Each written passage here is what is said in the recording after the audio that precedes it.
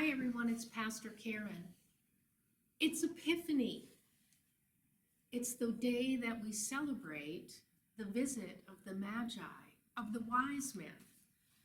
And our theme this week is Home by Another Way. So I thought I'd read you this story. It's called Home by Another Way. It's written by Barbara Brown Taylor, who is an Episcopal priest, and she's a well-known author for grown-ups.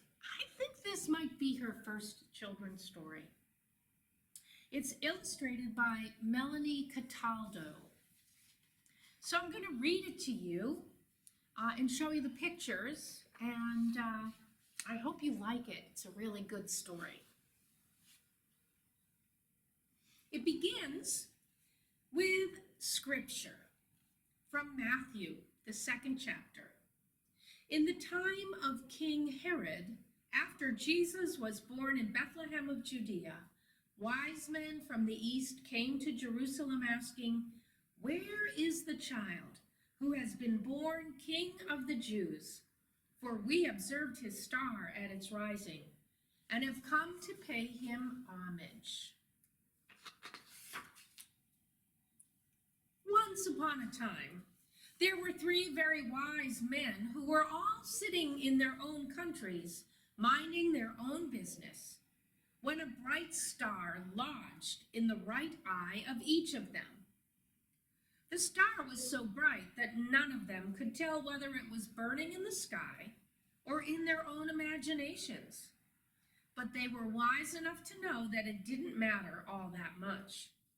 The point was, something beyond them was calling them, and it was a tug they had been waiting for all their lives. Here they are, the wise men.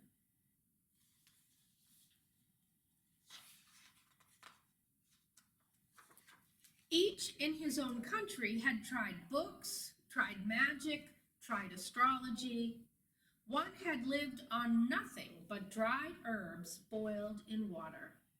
Another had spent his entire fortune learning how to read and write in an ancient language. The third had learned to walk on hot coals, though it did nothing for him beyond the great sense of relief he felt at the end. Despite their best efforts, all 3 of them still felt that something was missing. Here they are. 3 wise men.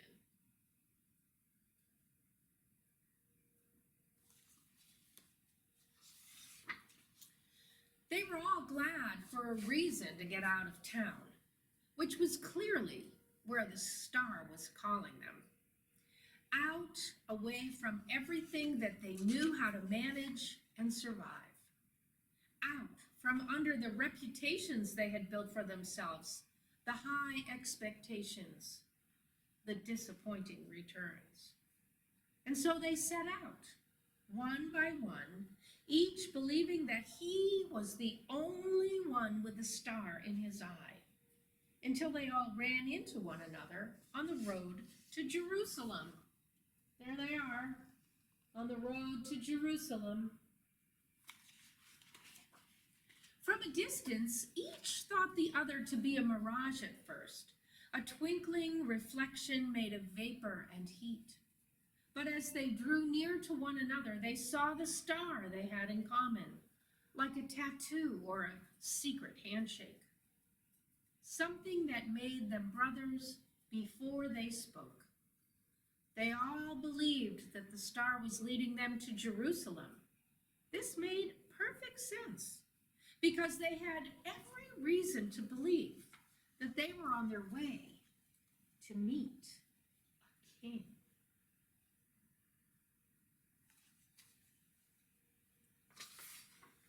They had no trouble gaining entrance to the palace. They looked rich, and that was enough to get them a royal audience. But the king they met was something of a disappointment. He was lumpy and rumpled, and he had terrible breath. His skin looked a funny orange color and sickly, as if his bile had gotten the best of him.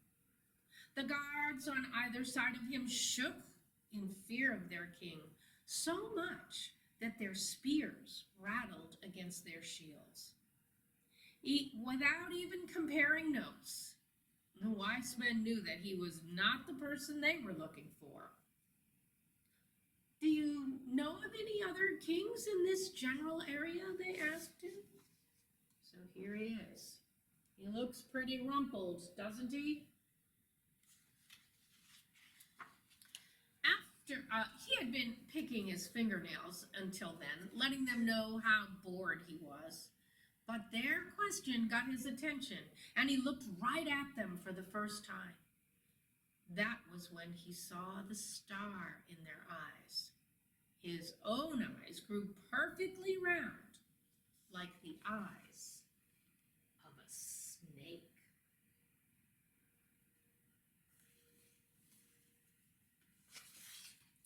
The king asked the wise men if they would please excuse him for a moment, and then he stepped into his private chapel to confer with his clergy. They whipped out their old reference books, which smelled of mold, and told the king what he wanted to know. Yes, they said, there was something in the book of Micah about a new ruler for Israel, but nothing to get excited about. It was short. It had been there for a long time, and it was unlikely that the men in the other room were fulfilling that prophecy. But sure, why not? Send the wise men to Bethlehem to check it out, to save the king a little money instead of doing his own research. So there they are, looking through the scripture to find the prophecy.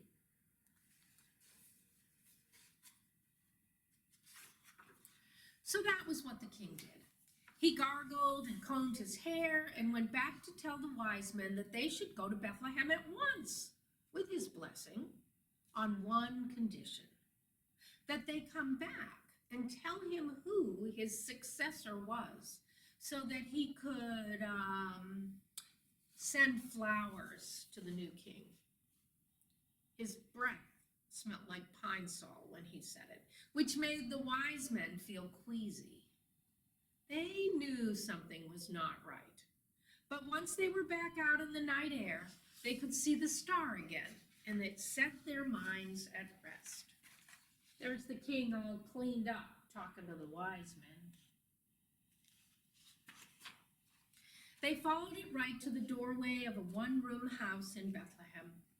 It was a perfectly nice place, modest but well-built, though not the kind of a place where they had expected to find a king. A dog was sniffing the woodpile under the eaves in hope of a mouse.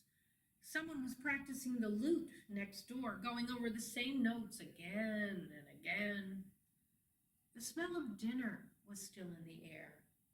Wheat cakes, cooked on a griddle greased with sheep's fat, lentil with lots of garlic and rice.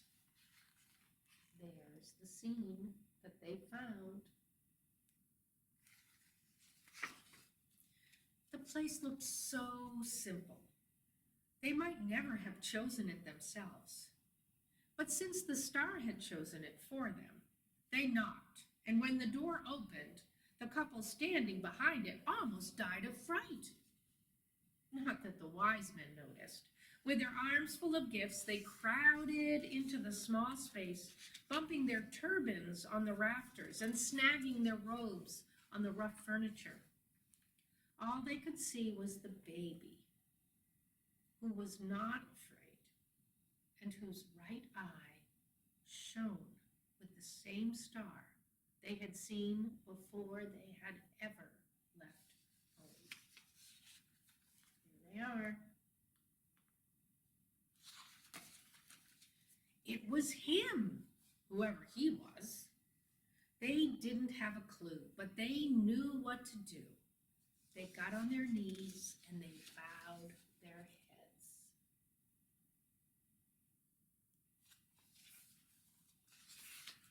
Then they gave him the things they had brought for him: gold, frankincense, and myrrh.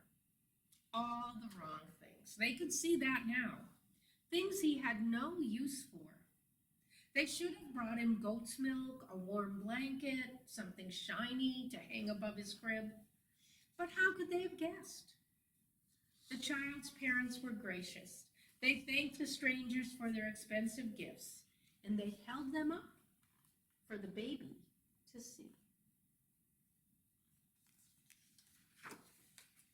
Then, to the wise men's complete surprise, the mother picked him up and handed him around, so that each of them held the damp, soft, living weight in his arms. When they were finished admiring him, she took her baby back, nursed him, and put him to bed. Then, before the light coming through the window of the house had entirely gone out, the three wise men fell asleep right where they sat. There they are, holding the baby.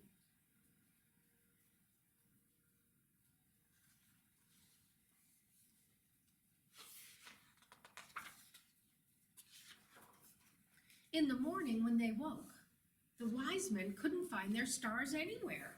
They searched each other's eyes, but the stars were gone. Frantically, they looked in all the corners and under the chairs. The baby's mother even shook out the blankets. But still, no stars.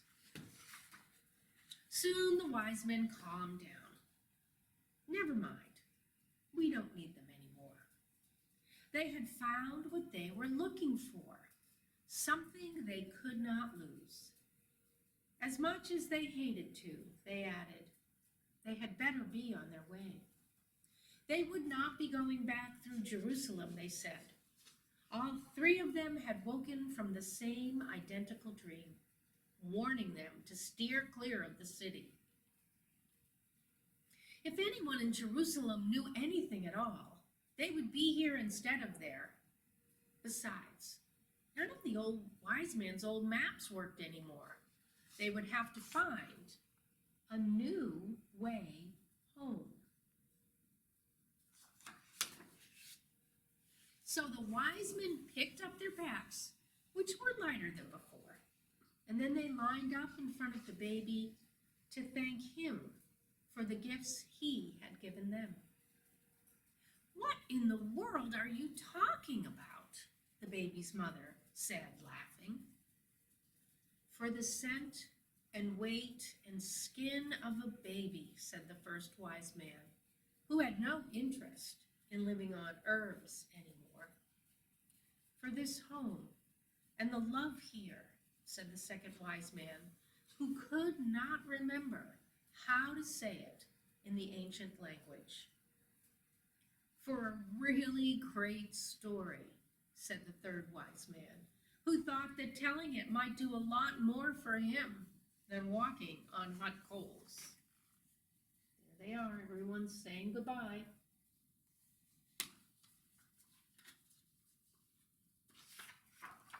Then the wise men walked outside, stretched, kissed the baby goodbye, and went home by another way.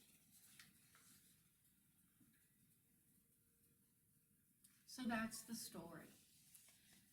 I hope that meeting Jesus can change you as well as it changed the wise men. They went home by another way. They changed the way they lived their lives because they learned something about love and what it means. And I hope the love of Jesus changes your life and that you can go home by another way too. Talk to you soon.